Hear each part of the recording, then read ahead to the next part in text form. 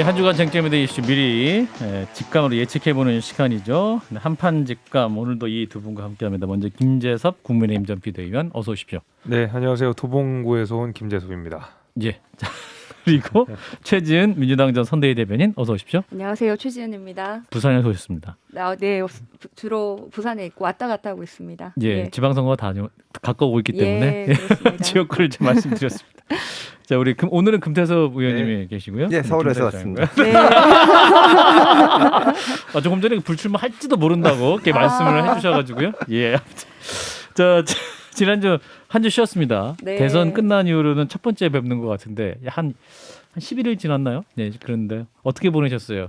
우리 김재섭 비대위원부터 좀 살짝 들어볼까요? 예, 잠시도 쉬지 못하고 지금 지방선거를 준비하고 있습니다. 그래요? 네. 어떤 준비를 하고 도봉구 쪽 도봉구 갑의 그 지방선거 총책임자로서 아. 책임자의 역할을 다 하고 있습니다. 그리고 기초 의원들 그렇죠. 예. 네, 열심히 하고 있습니다. 그렇군요. 우리 최지은 대변인은 네, 저는 아직까지 좀 회복기입니다. 그래서 그러세요. 뭐 저뿐만 아니라 당의 여러 지지자들이라든지 같이 예. 선거운동을 하셨던 분들이 서로 좀 위로하는 시간도 갖고 또 좀 돌아보고 부족한 부분을 좀 반성하는 그런 시간을 갖고 있습니다. 예, 그렇군요. 너무 또 아직 힘이 회복이 안 되신 것 같아서 더 여쭤볼 수 없을 것 같은데. 근데 오늘 그 김용춘 전 장관이 이제 정계 은퇴 선언하셨잖아요. 네. 그 부산시장 이제 민주당 후보가 없을 것 같은데 지난 선거에서도 우리 최지인 대변인이 민주당 내 주요 후보군 중에 한 분으로 거론이 됐지 않습니까? 거론이 됐었고 네. 사실은 감사하게도 이제 예. 부산시당이나 이런 곳에서 출마 요청을 받았는데 이번에 지난번에 지난번에. 예. 예. 그때 제가 이제 뭐 다들 잘 모르시겠지만 나름 불출마 선언을 해가지고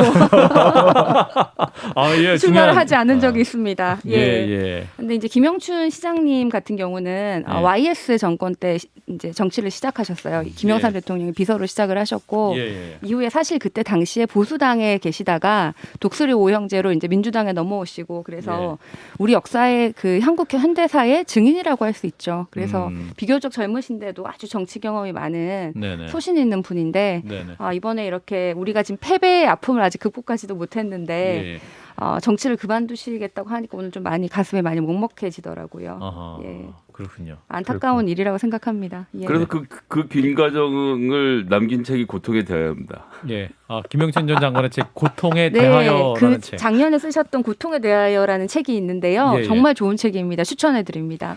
김영춘 전 의원이 후배들이 참 좋아하는 정치인이기도 한데 저는 예. 개인적으로 언젠가 한번 찾아가서 다른 의원이랑 의원 시절에 당대표 선거에 출마하라고 굉장히 강권을 한 기억이 납니다. 그러니까 지금 보면은 참 훌륭하신 분이라는 생각도 들면서 조금 더 적극적으로 목소리를 내셨으면 민주당이 지금 여러 가지 비판도 받고 있는데 그럴 때 좀 이걸 뚫고 나가서 이건 틀렸다고 과감하게 말씀하셨으면 하는 안타까움이 좀 있습니다. 제가 뭐 김영춘 얘기를 하시니까 잠깐만 하나 에피소드를 얘기하면 이제 광진구에서 국회의원 하다가 부산으로 내려가기로 마음을 바꿨잖아요. 서울에서. 예. 예. 그래서 당시에 중학교 1학년 다니고 있는 아이를 데리고 우린 부산 간다고 해서 집에다 이사를 가버렸어요. 이제 보통 예. 그런 경우에는 자식들하고 이제 부인은 서울에나 하여튼 본인이 살던 데 남고 출마를 위해서 본인만 왔다 갔다 하는 경우들이 많은데 예. 내려가서 아예 살아버려서 거기서 중고등학교를 다 졸업했거든요. 아이들이 그렇게까지 진심이었는데 이번에 그래서 정계 은퇴한다는 것이 저한테는 더 진심으로 이분이 진짜 내가 여기까지구나를 정확히 아시는 분이구나. 이런 울림들이 저는 또 국민들에게 되게 전해준 메시지가 있을 거라고 생각합니다. 그렇군요. 너무 얘기를 많이 해서요. 김영춘 전 장관을 여기 모셔야겠어요. 이제. 네, 한번 모셔주면 좋을 것 사실 같아요. 예. 민주당이나 국민의힘이나 양쪽으로 보면 사실 솔직히 말해서 좀 그만하셨으면 싶은 분들이 더 많은데 그런 분들은 그런 은퇴 선언 분들은 안 절대 안 하십니까? 그만두시니까. 아깝고 아쉬운 분들은 또 일찍 그만두신다라는 말씀하시는데 아무튼 김영춘 전 장관님 저희가 또 섭외 리스트에 놓고 한번 모셔보도록 하겠습니다. 자, 그럼 이제 오늘 직감 주제로 넘어가도록 하겠습니다. 첫 번째 주제. 자, 이제 그 대선에서 이제 민주당이 패배를 했습니다만 이재명 민주당 상임 고문을 향한 2030 여성들의 지지가 뜨거운 상태죠. 입당 러시가 있다. 10만 명 늘었다. 뭐 이런 네. 뉴스도 있는데 그래서 이재명 고문의 정치 재개 언제 해야 될 것이냐. 뭐 이런 얘기도 많이 나왔어요. 첫 번째 주제는 팬덤 정치 시작한 이재명 약일까 독일까? 이 주제를 먼저 논해 보도록 하겠습니다. 이 얘기는 누구부터 말씀 주실까요? 우리 가장 조용했던 우리 김재섭 비대위원부터. 네, 전 그 김영춘 의원이랑 인연이 없어가지고 어디로 끼어들지 모르고 그냥 당황하고 있었습니다. 정 후보 얘기. 자. 네, 저는 일단은 뭐 이제 이재명 고문께서 아직까지는 그 선거의 후유증이 다 그 사라지진 않은 상황이실 것 같고 회복이 예. 좀 필요하신 상황일 것 같고 이제 어떤 정치적 재개를 하기 위해서는 이번 대선을 계속 뭔가 이 네거티브 대선으로 만든 가장 핵심이었던 이 사법 리스크에 대한 그 본인의 어떤 툴툴 털어버림이 분명히 있어야 될 것 같거든요. 안 네. 그러면 또 다시 등장하면은 결국 그 사법 리스크가 등장을 하면서 대장동 문제라든지 대장동 문제도 예. 그렇고 예. 뭐 여러 가지 있지 않습니까? 그래서 이제 그런 것들이 털어지지 않는 선에서 다시 돌아온다고 하는 것이 일단은 첫 번째로 국민들한테 그렇게 좋게 다가가지 않을 것 같고 이 팬덤에 대한 이야기를 좀 해보면 예. 정치인한테 팬덤은 약이기도 하고 독이기도 하죠. 그래서 이 민주당이 사실은 이제 뭐 180석의 큰 정당을 갖게 된 것은 어떻게 보면 이제 팬덤의 힘도 컸지만은 네. 반면에 5년 만에 정권을 뺏기기도 한 것도 이 팬덤 때문이라고 저는 생각하거든요. 그래서 소위 말하는 저희가 팔로우십과 리더십을 구분하지 않습니까? 그래서 팔로우십은 그냥 우리가 팬덤들을 막 따라가는 정치인들을 팔로우십이라고 하고 리더십은 그 팬덤이라 할지라도 그 팬덤들을 설득해서 그 의사를 바꿀 수 있는 그런 것이 이제 사실 우리 리더십이라고 하는데 네. 이재명 후보가 이것을 팔로우십으로 가져가실지 아니면 리더십으로 가져가실지는 아직 모르는 것 같고 네. 이제 막 사실은 이재명이 대통령 대선 후보로서 팬덤을 가지기 시작한 것 같아서 네. 일단은 그냥 지켜보고 있습니다. 관망하고 예. 있습니다. 약일과 독일과 독이 될 확률이 높겠다. 저는 개인적으로 정치인한테는 독이 될 될 확률이 수 더 있다. 높다고 생각합니다. 최지은 대변인. 당연히 약이죠. 약이다. 예, 약이다. 이재명이 약이다. 아니 사실 대부분의 정치인들이 자신에게 팬덤이 생긴다고 그럼 좋아할 거고 부러워할 일입니다. 예, 일단은 예. 이제 팬덤이 없는 게 이제 아쉬운 거죠. 특히 이재명 후보 같은 경우에는 우리가 선거 때도 일 잘하는 유능한 이런 게 이제 주로 슬로건이었는데 비호감 이미지가 사실 있으셨죠. 특히 이제 여성들에게 처음에는 예, 나중에는 예. 바뀌었지만 예. 그래서 좀 인간적인 면모 여성들도 좋아할 만한 이런 게 약점이었는데 지금 이런 팬덤이 생기면서 그런 이제 좀 조금 더 좋아하게 되는 네. 이런 현상이 생기는 것은 굉장히 큰 플러스 요인이죠. 특히 이재명 후보한테는. 예, 저희가 이제 팬덤이 생겼다 말씀드린 이유가 이제 3월 10일 날 대선 직후 개설된 이재명 팬카페 재명인의 마을 회원수가 11만을 돌파했어요. 그래서 이게 이제 여성 커뮤니티에 활동하는 분의 주축이 된 것인데 이게 비공식 카페로 또 이제 이렇게 이재명 후보를 이제 대선 후에도 이렇게 지지하는 이런 현상을 보고 저희가 이제 팬덤 정치 이렇게 네. 얘기를 하고 있는데 예, 계속해 주세요. 근데 다만 아쉬운 거는 보통 이게 이제 선거 전에 팬덤이 생기셔야 되는데 네. 선거 전에도 팬덤이 있으셨지만 네. 선거 이후에 젊은 여성들한테 이렇게 팬덤을 받으시는 거는 한편으로는 정말 미래가 있는 정치인이다. 미래가 선거가 있다. 끝이 아니다. 이런 사인이지만 네. 저희 입장에서는 좀 아쉽죠. 저희가 선거가 뭐 하루만 늦었어도 우리가 이겼다 이런 분석까지 있거든요. 그래서 이 나중에 그 여성 지지층의 결집이 조금 더 빨리 되지 못한 것에 대해서 그것을 우리가 잘 이끌어내지 못한 선대위의 전략 부재에 대한 좀 아쉬움이 있고 그럼에도 불구하고 선거가 끝나고 끝이 나는 것이 아니라 문재인 대통령도 2012년 선거 이후에도 팬덤이 있으셨는데 네. 이재명 후보도 지금 그런 수순을 밟고 있는 것이 아니냐. 그래서 민주당의 아주 지금 큰 주력 대권 주자이시고 앞으로도 네. 지도자로서 이미 평가를 받으셨다. 그래서 앞으로도 미래가 있는 정치 지도자다 이렇게 여겨지고 있습니다. 금태섭 의원님. 정치인들이 팬이 있으면 좋죠. 예. 제가 2012년부터 한 10년쯤 정치판에 있는데 사실은 10년. 정치인들 중에 정말 팬이 많은 사람이 안철수 대표하고 박근혜 전 대통령이었습니다. 문재인 대통령 같은 경우도 좋아하시는 분들이 많지만 그 두 사람은 길에 가면은 정말 지나가는 모든 사람들이 사진을 같이 찍어요. 그리고 다 표정이 좋았어요. 지금 그러니까 초기에. 초기에 박근혜 대통령이 인기 있으실 때. 그러니까 저는 그 팬덤이 생기는 것 자체가 이재명이라는 정치인한테 나쁠 거라는 생각은 안 드는데 다만 지금은 두 가지 점에서 선거가 끝난 직후에 이런 식으로 바로 활동을 하는 것이 얼마나 맞는지 그건 좀 판단이 필요한 문제라고 생각을 하고 그다음에 지금 말씀하시는 팬카페가 언론에 보도되는 것을 보면 여기 계신 분들이 어떤 좀 보편성을 갖고 있는지 아니면은 조금 좀 이제 그 지금까지 지지층과 큰 차이가 없는 것인지 그런 거를 좀 분석해서 저는 대선이 지난 다음에는 조금 좀 휴지기를 가질 필요가 있다고 생각을 합니다. 그렇군요. 네. 자, 김성현 소장님. 리더십 말씀하신 부분만 하나 먼저 좀 짚어보면 김재섭 위원장이 말씀하셨으니까 이재명 후보가 낙선 이후에 거의 처음으로 공개적인 메시지로 낸 것이 본인의 지지자들에게 이번 선거 패인과 관련돼서 다른 의원들에게 대량으로 문자 보내는 일을 좀 중단해달라라는 요청을 공개적으로 했고 그 요청을 한 사실이 있고 2017년에 경선 때도 경선을 마치고 나서 소위 말하는 그 손가락 혁명군 손가역이라는 분들을 본인 손으로 끊어냈습니다. 그래서 이제 본인 팬에게도 할 말은 하는 정치인이라는 점에서는 저는 좀 점수를 드리고 싶고요.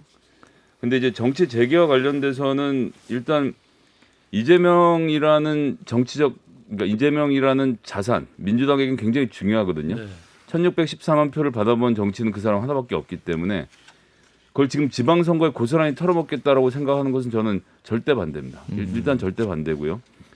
그리고 그 이후에 최근에 있을 여러 가지 정치적 여정에서도 마찬가지인 것이 그러니까 어제 이재명과 오늘의 이재명이 같은데 나와서 어제도 지지해줬으니까 오늘도 지지해달라고 말할 수가 없어요. 왜냐하면 이제 이재명이라는 정치적 자산의 유일한 목표는 2027년에 다시 한번 대권 도전을 하고 싶다. 이것이 본인의 정치적 목표가 돼 있을 거 아닙니까? 차기 대선. 그렇죠. 네. 차기 대선 출마가 정확한 목표라고 하면 이번 대선에 내가 뭘 잘못했고 뭘 잘했고 정확하게 평가하고 반성하고 성찰하고 참여하는 기간을 거쳐서 충분한 숙성을 거쳐서 제가 그때 놓쳤던 대한민국의 미래는 이렇습니다라고 그림을 보여줄 준비가 돼서 나오는 것이 맞지 않겠냐라고 생각합니다. 그래요. 자, 팬덤 얘기에 대해서 우리 김재섭 비대위원이 비판하시길래 우리 그레이님이 이런 말씀도 주셨어요. 이준석 대표도 팬덤 정치 하지 않수? 라는 질문을 주셨습니다. 자, 이핵관 우리 김재섭 비대위원님 답변해 주세요. 반론해 주세요. 반론은 뭐예요? 그렇습니다 하셔야죠. 아니 근데 그러니까 팬덤을 기반으로 해서 네네. 정치 자신의 이제 정치적 입지를 강화하고 음. 또 그를 통해서 정치적인 목적을 관철시킬 수 있는 힘이 있다 그러면 예, 그 팬덤이라고 하는 것이 그렇게 나쁘게만 보기 어려운 거지만은 예, 그 앞서서 이제 김성애 그 소장님? 대변인께서 말씀을 예. 하셨지만은 예. 이게 팬덤을 의지를 꺾는 일이 쉬운 일은 아니거든요. 그러니까 보면은 선거 과정 속에서 어떤 본인 그 팬덤을 모아온 핵심 그 뭐랄까요 그 핵심을 저버린 건 아니잖아요. 예를 들면 송가혁 같은 경우에는 좀 온라인 이런 참여들을 좀 적게 하십시오 한 거고 뭐 이후에 지금 비대위원장 그러니까 민주당 비대위원장들을 향한 문자 폭탄을 좀 말려주십시오 하는 건 사실 어떻게 보면 정치적 굉장히 젠틀한 모습들인데 우리가 팬덤만 따라가는 팔로우십 정치가 아니라 리더십의 정치라고 불릴 정도면 제가 이제 대충 생각나는 거는 이 프랑스 사공화정이 몰락할 때 드골이 당시 알제리 독립하는 걸 약간 반대하는 태도를 취하면서 본인 대통령을 딱 오공화정을 가져갔거든요. 네. 근데 오공화정 들어서고 나서 알제리를 독립을 시켜야 될 것 같으니까 독립을 이제 시켜야 된다고 지지자들 설득하면서 진짜 암살 위협에 계속 시달렸거든요. 그럼에도 불구하고 설득을 해냈었어요. 그러니까 제가 말하는 팬덤 정치가 긍정적으로 작용하려면 이 정도로 목숨 걸고 정치를 해야 된다. 그러니까 이 설득을 함에 있어서 자기의 정책 생명을 걸어서 할 수 있으면 저는 리더십이라고 생각하는데 이준석 대표가 만약에 자기의 지지자 말만 따라가면은 그건 팔로우십에서 그치는 것이고 예. 언젠가 이들을 정말 배신한다는 이야기가 들을 정도로 강경하게 그들을 설득할 수 있다 그러면 이준석 대표는 대통령 후보로 얼마든지 갈 수 있는 사람이라고 생각합니다. 예. 팬덤 문제가 나오니까 이제 팬들을 이끌기도 해야 된다. 예. 리더냐 팔로워냐 이런 얘기가 나오고 저도 그게 중요한 논점이라고 하는데 하나 또 생각해야 될 것이 대개 팬덤이 생기면 배타적이 됩니다. 그렇죠. 그러니까 이재명이란 정치인을 좋아하는 팬들은 이재명을 좋아하면 되는데 이제 다른 정치인을 좋아하는 팬들하고 싸워요. 그건 연예인들도 마찬가지고. 그러니까 예. 이 어떻게 보면은 어떤 정치인이 그 팬덤으로부터 도움도 받고 지지도 받는다면 그런 점을 그러니까 그 리드를 할 때 그걸 굉장히 조심시켜야 됩니다. 그러니까 이게 나를 지지한다고 해서 저 사람을 싫어해서는 안 된다.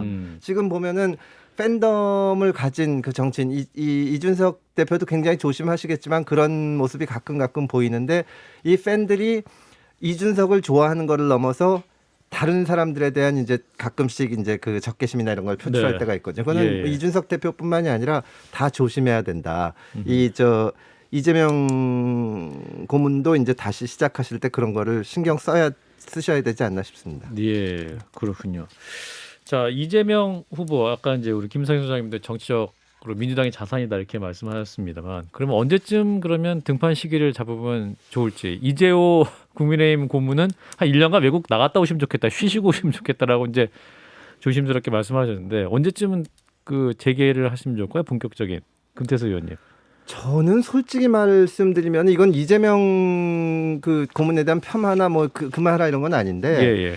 정치인이 사실은 현실 정치에서 그 대선 본선까지 나가면 은퇴도 생각해 봐야 된다고 생각을 합니다. 은퇴. 예. 그러니까 은퇴하라는 얘기는 아니지만 예, 조심스럽게 말씀해 주세요. 뭐냐면 그동안 자기가 그 쌓아 올린 그러니까 사실 정치인으로서 대선에 나간다는 건 대단한 영광이거든요. 그렇죠. 우리나라 국민의 예. 상당수가 자기를 지지하는 거고 예. 메이저 정당의 경선에서 승리해서 나가는 건데 예. 국민들의 평가를 받은 겁니다. 그러면 아래서부터 다시 시작할 만한 자세. 내가 할 만큼 했다는 생각도 들고 그 정도의 그 검토가 있으려면 이재호 고문이 뭐 1년간 외국 나가라는 말씀도 하셨다지만 예. 그만큼의 기간과 이 고민을 가질 필요가 성찰의 있다고 시간이 생각합니다. 필요하다. 예. 그렇군요. 자, 우리 김선희 소장님 어떤 의견이세요? 자, 이게 0.73%라는 게 국민의 절반 정도에게 빚을 지운 거예요. 근데 이게 시간이 지나 이자가 쌓입니다. 내일 홀랑 털어먹으면 이자가 1부도 안 돼요. 한 1년, 2년 쌓일수록 왜 지금 안 나오지라는 그리움이 쌓일수록 그것이 정치적 자산이 되는 과정이 있기 때문에 복리로 올라갑니까? 그럼요. 그리고 예. 2022년에 봤던 이재명하고 확실히 다르구나라는 생각이 들어야 더 많은 지지층을 확보를 해서 그 다음번 선거에 승부를 벌이는 것이고 예. 이재명 후보 외에도 많은 다른 민주당의 정치적 자산들이 등장해서 경쟁을 할 거거든요. 예. 그렇기 때문에 빨리 노출되는 것이 본인에게 전 하등 유리할 게 없다라고 생각을 해서 뭐 같은 얘기 반복이지만 반성과 성찰이 먼저고 그게 굉장히 중요하다라는 말씀을 다시 드리겠습니다. 예. 최진 대변인은 자, 쭉 두 가지 조언을 들으셨는데 네. 자, 어떻게 이제 판단하세요? 문재인 대통령 같은 경우에는 네. 2012년에 이제 낙선하시고 뭐 히말라야도 등산하시고 1년, 2년 정도 있다가 오셨잖아요. 그래서 이재명 후보도 아마 그렇게 해야 되지 않냐라고 많은 분들이 생각하시는데 네. 이재명 후보 낙선하시고 한 일주일 만에 저를 포함한 모든 그 지역위원장과 국회의원들한테 전화를 하셔가지고 감사 인사 전화를 돌렸죠. 제가 위로를 해드려야 되는데 위로를 해주시더라고요. 아, 그 그래요? 통화 내용을 말씀을 해주셔야 재밌잖아요. 예, 어떻게 제가 이제 뭐 최진 대변인 여쭤봤죠. 제가 당 대표 나오실 거예요. 그랬더니 길게 보고 하시겠다고 말씀을 하셨고. 인터뷰하셨군요. 예, 그리고 저도 뭐 이제 제가 위로를 드려야 되는데 예. 뭐 죄송하다 그랬더니 본인이 다 잘못한 것이고 뭐 본인의 책임이다 이런 말씀도 하셨고 뭐 이제 제가 뭐 고민도 말씀드렸죠. 부산 지금 너무 힘든데 어떡하냐. 뭐 총선 때는 좋아질 거다. 뭐 이런 말씀도 해주시고 2년 후에 정말 이제 위로를 많이 해주셨는데 정말 우리 이재명 후보가 후보면은 사실은 선거에 나가서 지면은 당연히 해야 되는 일일 수도 있는데 네네. 또 한편으로 정말 좀 맷집이 강하시고 회복력이 정말 빠르시다 이런 생각도 같이 들었거든요. 예. 그래서 우리가 생각하는 그 1, 2년 있다가 오는 것이 문재인 대통령이 했다고 하지만 반드시 딱 그 패스가 정해져 있는 거예요. 다른 경로를 할 수도 있겠다. 예, 다른 경로인데 저는 예를 들어서 만약에 당대표는 뭐 이번 8월이든 그 다음번에 나오시더라도 그 전에 지방유세에서 뭐 지원 유세를 해주신다든지 예. 그래서 다른 방법으로도 충분히 우리가 지금 어려우니까 도움을 주실 수 있다고 생각합니다. 예. 김재섭 비원님 짧게. 저는 뭐 시기 이렇게 애매하게 안 하고 대장동 수사가 끝나서 이재명 그 고문이 몸통이 아니다라는 것이 밝혀질 때 나오시면 될 것 같습니다.